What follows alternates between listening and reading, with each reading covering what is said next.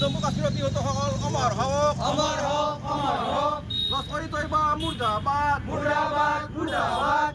আজি আমি অসম জাতীয়তাবাদী যুৱ ছাত্ৰ পৰিষদ পশ্চিম কমলপুৰ আঞ্চলিক সমিতিয়ে জম্মু কাশ্মীৰৰ যি পেহেলগামত যি পাকিস্তানী সমৰ্থিত লস্কৰী তৈবাৰ দ্বাৰা আমাৰ বিশ্বৰ লগতে ভাৰতবৰ্ষৰ পৰ্যটকসকল নিহত হ'ল। তাৰ কাৰণে আমি খুব দুখ প্ৰকাশ কৰিছোঁ, গৌৰৱ জনাই দিছোঁ।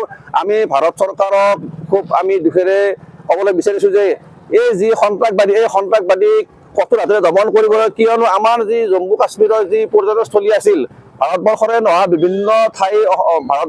বিভিন্ন বিশ্বৰ বিভিন্ন ঠাইৰ পৰা তাত পৰ্যটনৰ কাৰণে মানুহ অহা যোৱা কৰে আৰু তাৰ ফলত আমাৰ বৈদেশিক বাণী আমাৰ উপাৰ্জিত হৈছিল। গতিকে এইসমূহ যেতিয়া তাত যেতিয়া ইয়াৰ কাৰণে ভাবুকি আহি পৰিল, যে ভাবুকি অহাৰ লগে লগে তেতিয়াহ'লে কিন্তু আমাৰ যি পৰ্যটনস্থলী আছিল এইটো ম্লান পৰিব আৰু আমাৰ তাত কোনেও নাযাব। সেইকাৰণে আমি ভাৰত চৰকাৰক বা অসম চৰকাৰক আমি আজি ইয়াৰ পৰা আহ্বান জনাব বিচাৰিছোঁ যে এই যি সন্ত্ৰাসবাদীসকল আছে, এই সন্ত্ৰাসবাদীসকলক একেবাৰে কঠোৰ হাতেৰে দয়া মায়া নাচাই এইসকলক কঠোৰ হাতেৰে দমন কৰিব লাগে।